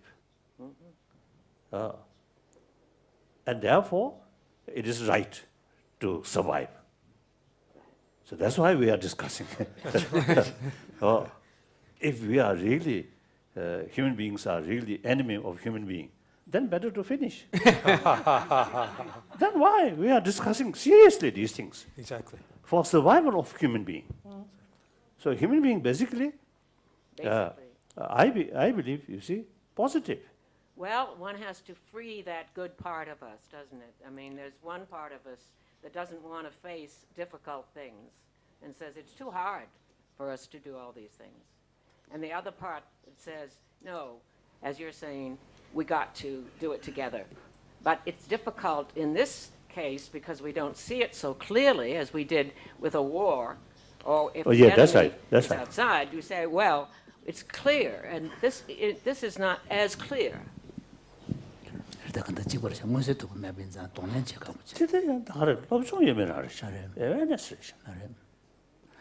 think His Holiness is saying that he still feels that to a large degree it's really a question of understanding and awareness. The more we understand, the more we become aware. We human beings have the ability, you see, to develop visions and think long future. That's the human sort of, the special sort of quality. Quality, no? I think special gift from God. So we must utilize that. I agree. This is the special if we thing act like about us. Animals, then there is no hope. We are the only animals that know that we are going to die. We can only us can think ahead, and therefore, as you say, take action so that we can live better. That's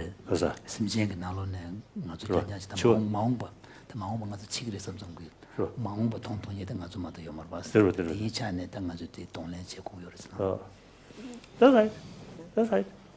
We have such sort of wonderful sort of memory, and also this language. So we record, and then this the scientific sort of method. Now know about previous 100,000 years what happened. So only we human being knows. Maybe those angels may know that.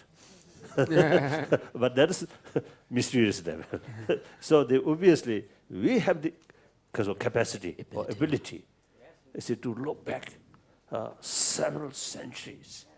And similarly, thinking about several centuries in future. Long future. Then, you see, with that sort of knowledge, with that ability, then we have to make proper plan. I couldn't agree with you more. The question is how to get people so that they're willing to make those proper plans, because we're not doing it right now. Why aren't we doing it? Why aren't we? There's I think, constant, tireless effort. Yeah. I think each year, if we increase number of people who clearly sort of aware these things, from awareness, make some kind of sort of enthusiasm to do something.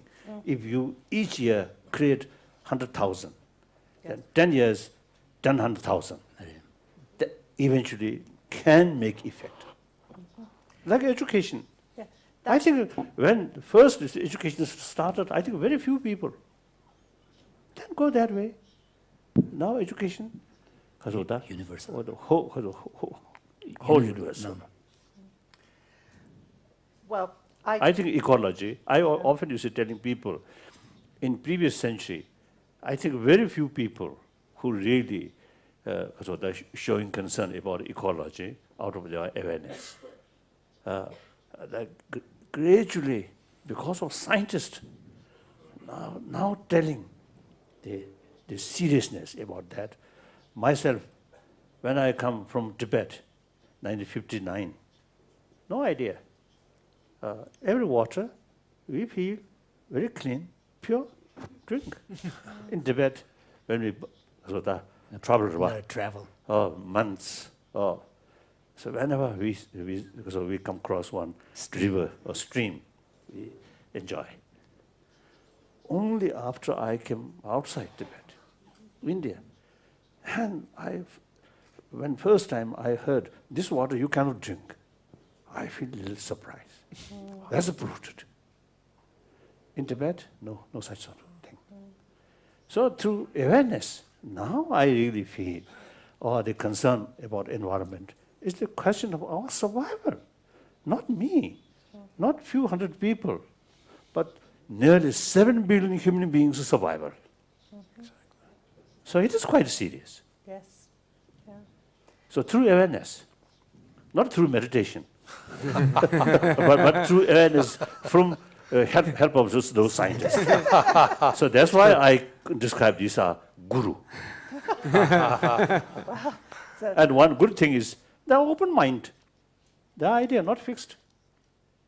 Sometimes we religious people, a little bit fixed.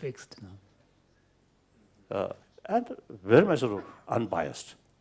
Unbiased. Very good. Scientist. And they find this a fact. Then they accept. That's very good. I think I teach very large classes of students, and that's one source of optimism, is how interested the students are in these issues and how concerned they. If I give this talk to a group of undergraduates, they immediately, what can we do? What can we do? Good. Which is really meaningful, and I think I should be teaching even more classes based on what you said. But I wanted to make a couple more comments. One is, scientists sometimes wish that carbon dioxide was a colored gas so that people could see it. Exactly. Unfortunately, it's a clear gas. But let us see it. As the Nazi just do that, because gas chamber survey. The days of this, I did not the gas to just the in uncomfortable solution group. Just a leaders did not gamma juice in the So one possibility would be to create kind of chambers where you release these really toxic gases like carbon dioxide, and to a kind of a level which is not, not comfortable, and then expose not level of death, but some serious uncomfortable discomfort. So then you let the world leaders spend a few minutes in these kind of chambers.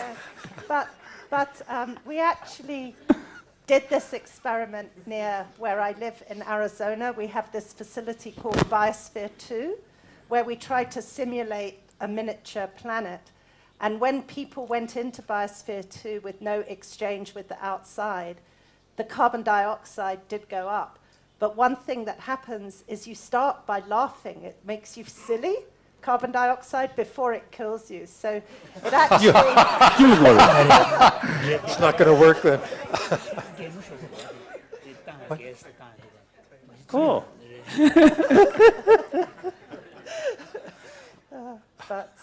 So that plan won't work. Yes. His Holiness is wondering why it causes laughter, because people are kind of happier, or? No, I think it's... Some physical. It's a Yeah, brain. it's a physical. It's some the effect genes on or the brain. Effect on I'm the a brain. neuroscientist, yeah. Yeah. Yes. Richie? We don't know. About why CO2 makes... Oh, okay. But it must be neurological. Yeah, I think so. Is it the same as the one that pregnant ladies use for giving birth? That's a that's a separate one. Sound knowledge. But it does affect I think the your... ability or function of intelligence Yes, may be reduced. affects yeah. your decision making. Yeah. But it would have to be very much higher. I think the everything else would have changed before we would feel it physiologically in that way. That's at very high levels. 네, 제 토보지 레나마도 아주 수군용의 그 돈에 마시무시라 시작하고 그랬었구나. 대인은 직섬 당제 decision making이란 된데 개발되고 여보지 제도 그래서. Claire. This goes back to Sally's comments, thinking about these environmental problems being caused by the bad side of us.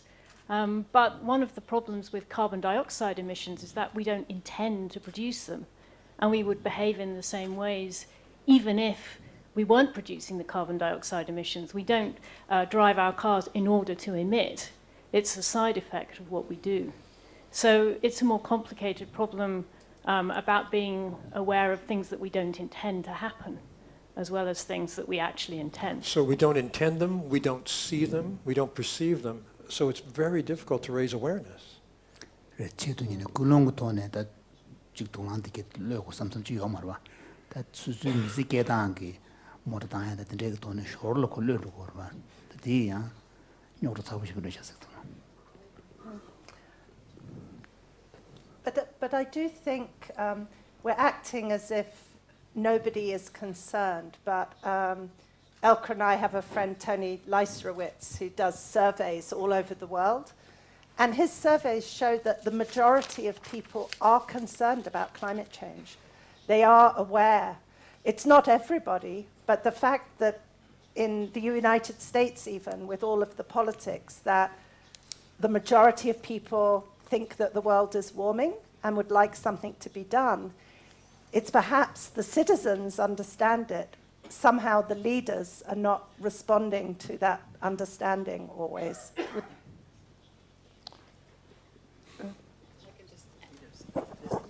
Can I add something to this? When Al Gore released his movie, An Inconvenient Truth, there were many people who were very concerned about the problem. They came out of the movie theaters and wanted to act.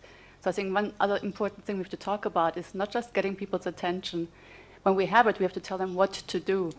And the solutions are not simple. You know, one of the reasons the ozone problem was solved, you know, and with now actually a reduction in the ozone hole in the atmospheres, because there were simple solutions. There were 2 or 3 simple things that industry could do. They were substitute for the ozone gas. And when we can do something about a problem, then we will. When we have no simple solutions, that's when we try to denying that it's a problem because we feel powerless.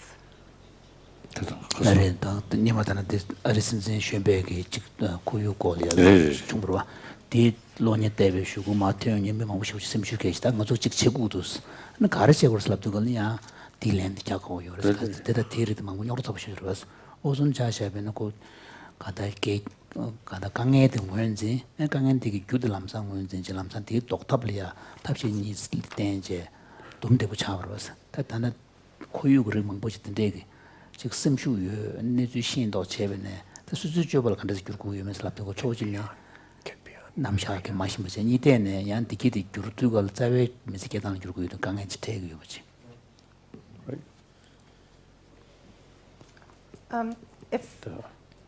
We're talking a lot about climate change, but I think one of the intentions of my talk was to show that even if we solve climate change, there are many other problems that we have to learn how to manage them all together. So for many scientists, the risk of biodiversity loss or of the problem of meaning species die. Yeah, the species extinction. That we've almost become so focused on climate change that we've forgotten these other thresholds. And part of the point of the planetary boundaries was to remind us that we need to be focused on all of these very, very serious problems. And sometimes it seems as though we've moved the agenda to only worry about climate change. So the problem of water, the problem of species extinction, the problem of pollution, we have to manage all of those together. But I think, as we'll hear, they do, in some cases, always have similar roots in human consumption of resources. But from a scientific point of view, it's almost the multiple stresses that we're concerned about. What happens when climate interacts with deforestation, interacts with water scarcity? How do we give guidance on all of those stresses together? Holistic. So you need a holistic approach. Yes. And one affects the other. So biodiversity loss and forest loss is affecting climate and vice versa. But we need to have international action on all of those. And you mentioned the UN, Your Holiness. The UN has conventions on climate, but on many of these other, and on oceans, but on many of these other areas, we still haven't even got the US to take a position. But for example, with biodiversity loss, with species extinction, there are now new international conventions and also scientific collaborations to try to understand what's happening.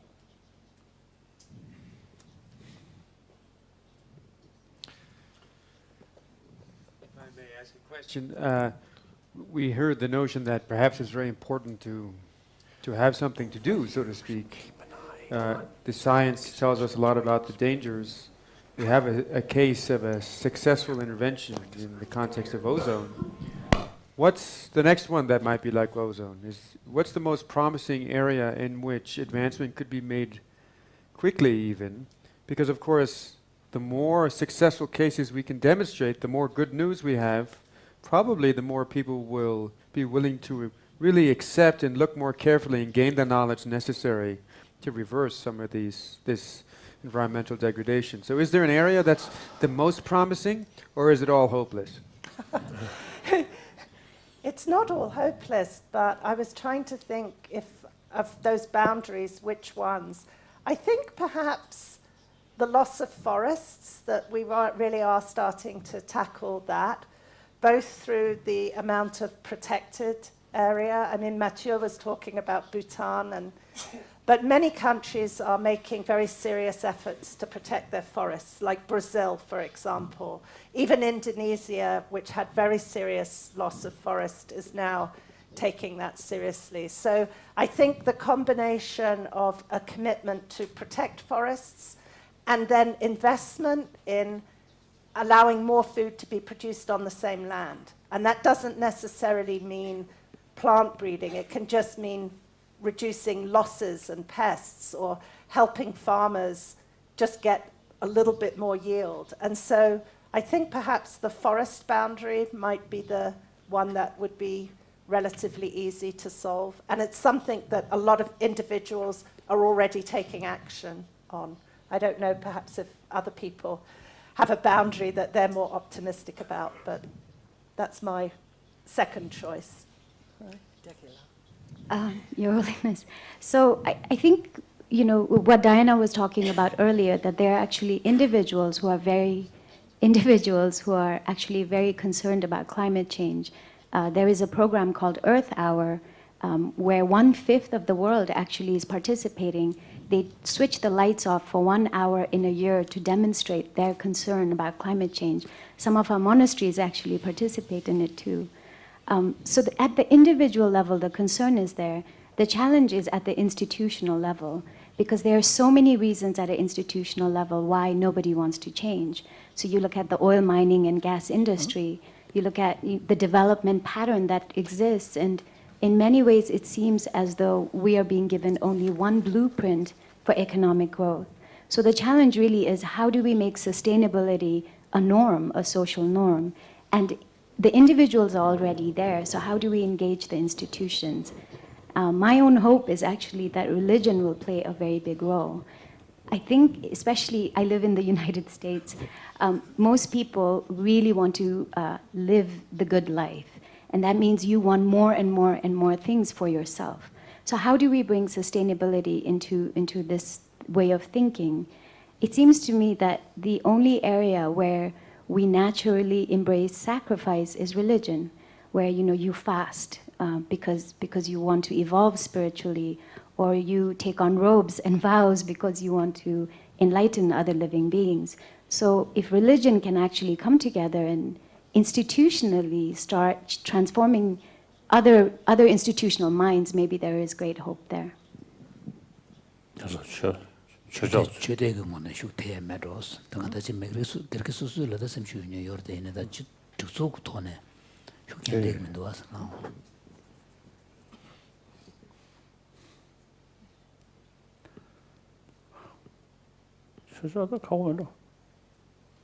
His Holiness feels it's difficult.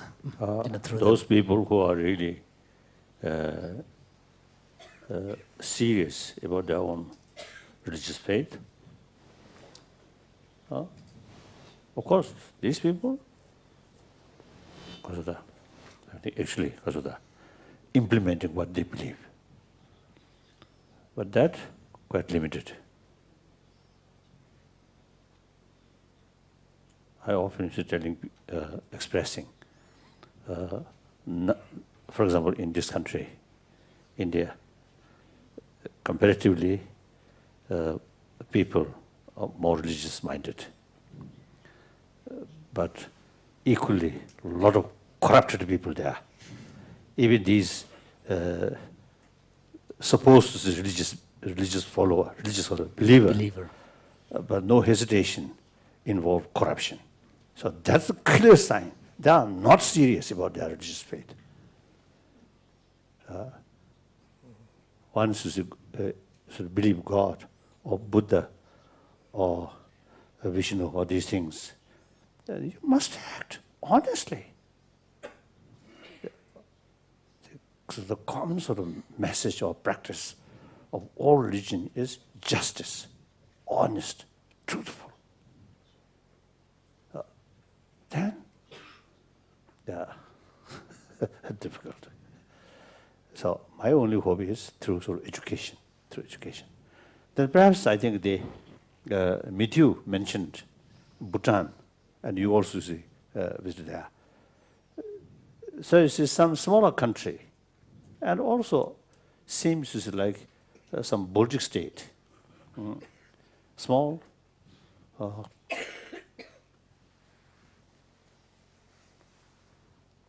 Perhaps some just develop new lifestyle.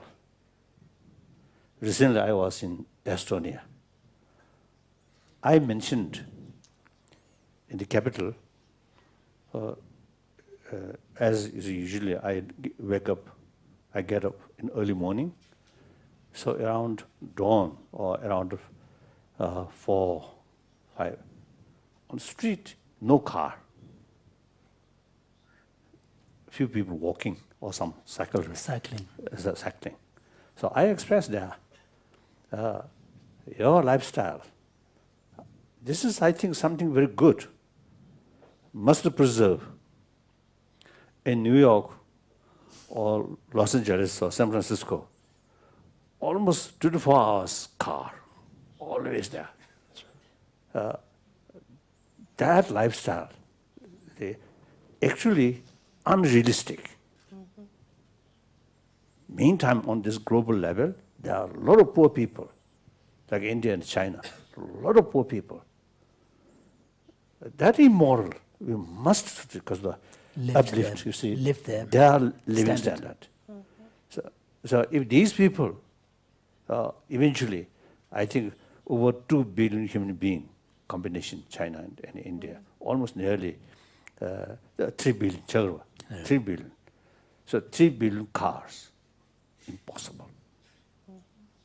We cannot say, oh, we richer people, we have special right to use these things, you should remain poor. We cannot say that. So we must reduce this gap, rich and poor.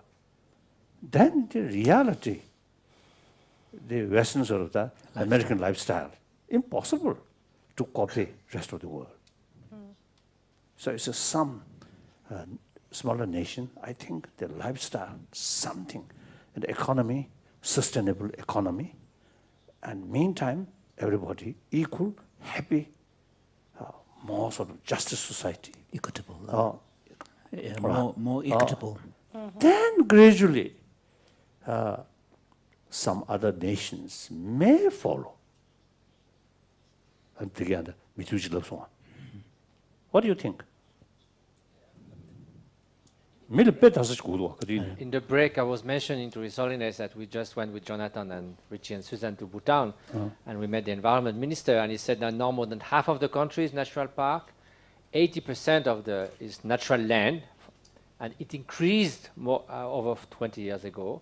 In 5 years, they're going to completely phase out pesticides and fertilizers, so 100% organic, and there'll be zero carbon in 10 years. So that's an example of a country. But there are also cities. I just read something about Portland in Oregon, where there's 20% less cars. They grow organic garden within the parks and the cities. And so there's also citizens' effort that share an enthusiasm. So it can come also at the level of communities, and then other cities look at that, and even government is not very reactive. But just to add on what Jonas was saying about greed and corruption, the problem is greed and corruption needs immediate satisfaction. No, you don't want greed for 100 years. So in the United States, as you know better than me, most of those who finance campaign to make people believe that there's no climate change are those immediately involved in reaping benefit from the oil industries and all that. So they give millions and millions for that. And so that's also one of the problems. And that has to do also about the holistic view. There have been a social psychologist called Tim Kasser. He studied how much people are inclined to consumption, to consumerism. And he studied tens of thousands of people over 20 years. And what he found is people who are higher wish to consume more and more, who place more value in possessions, in name, in reputation, in having nice cars and so forth, they are much less concerned about holistic values. They don't care much about the environment. They're only looking for immediate pleasures. And somehow they have less friends, they have worse health. So in fact, they place too much values and hopes and fears outside themselves, and they don't have enough of intrinsic values. So that's interesting studies, because again, it's not about ethics. In conclusion, it's saying, no, I'm not giving you lessons, but if you want to be happy, to have many friends, to be in good health, and concerned about the whole thing, just live it more, have a voluntary simplicity. Very well. No.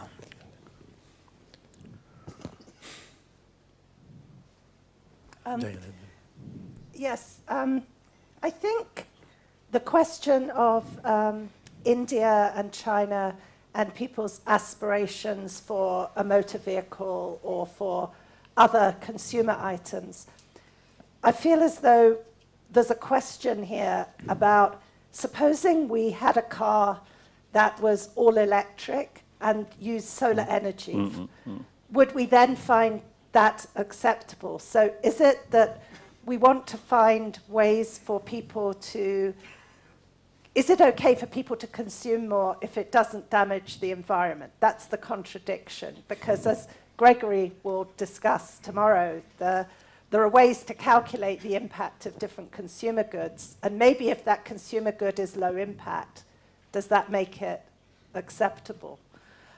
So I think that's one of the questions I have, because I know from my work in Latin America that for some people a car really is a better life. They can get to the hospital faster, Yes, they can take their children to school.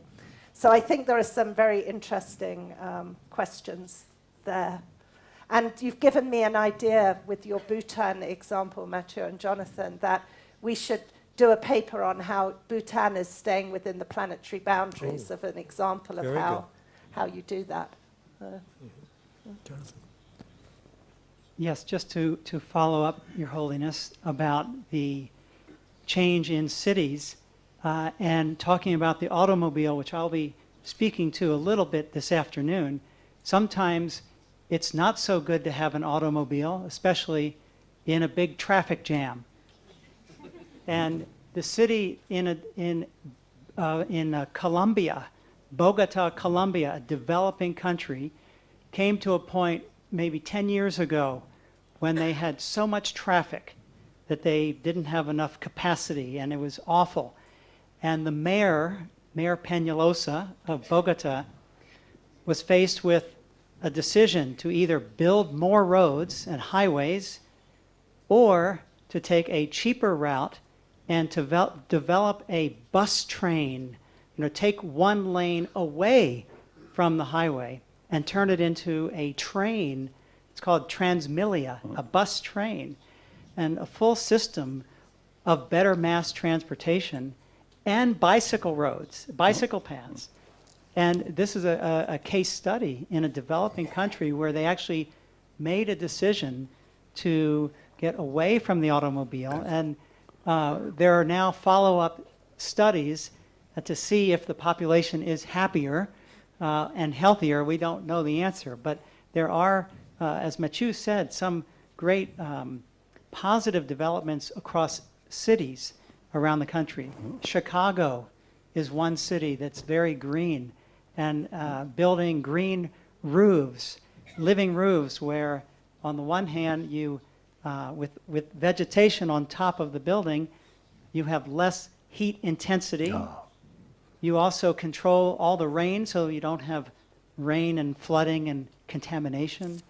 And so you've got multiple benefits from some of these interventions. So at the local level, there are some positive developments around the world. So it shows that there are things that can be done. As I mentioned earlier, the Estonia, from early morning, I noticed some cause of the City bus. City bus, there, no private cars. And then, of course, daytime increasing, but so this so I really very much so because of that impressed. So on my occasion there, I used to talk. I also mentioned, you see, of course, I do not know the detail, but just as observation, few days observation, so I very much impressed. Then I told them, that of course a smaller country, less population, so can manageable. Yes, as you mentioned, these things are really because of that encouraging. You can do. For granted. So one of the big problems is that often people just take things for granted. What is the current situation, the status quo? And they just take it for granted. And without knowing the alternative. So obviously, you see the more luxury cars, luxury house, and looks very, very pleasant. Attractive. Then ones know the long-term consequences. 100,000 car, 100 million car, like that. Then at least some question to grow. Yes, once you start thinking along those lines, and then there will be questions in your mind.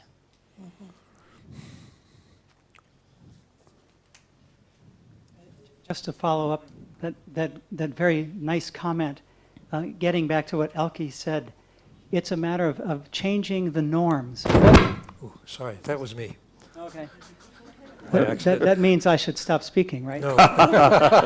Please continue. My apologies. Just find that we need to change the norms. The norms right now are when you get richer, you get a car, and it's status. But the norm could be, as you get wealthier and advance, you actually live close to a train or able to bicycle. So we have to change the mental norm. That's right. material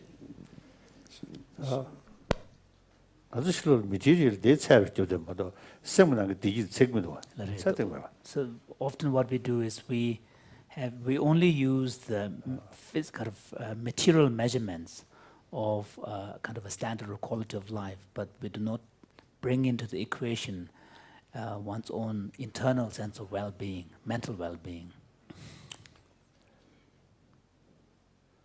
Quite often, among very rich sort of people, when we start talk at the beginning, more sort of nice words, then become more sort of closer. There are a lot of complaints. So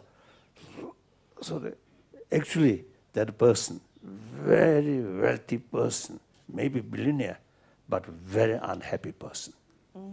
It's fact. It's true. Then those people who materially may not be very rich, Affluent. but very happy family, full of trust, full of friendship. Wonderful. More money, more power, I think more suspicion, more distrust, more jealousy. So nobody pay attention to these things. I think, We're at our last minute. yeah, it's a last remark actually. People sometimes ask me how I can keep doing this science because it seems to have such depressing outcomes. But actually being a scientist makes me happy because it's so fascinating. Even though these things we're studying are very worrying, they're so interesting and intriguing that it's a very happy life to be a scientist, I think. And on that note, we need to wrap up the morning because of time. But we've hit many of the themes that will continue through the week. It's been a very rich morning discussion. We've had some bad news and some good news, some very good news.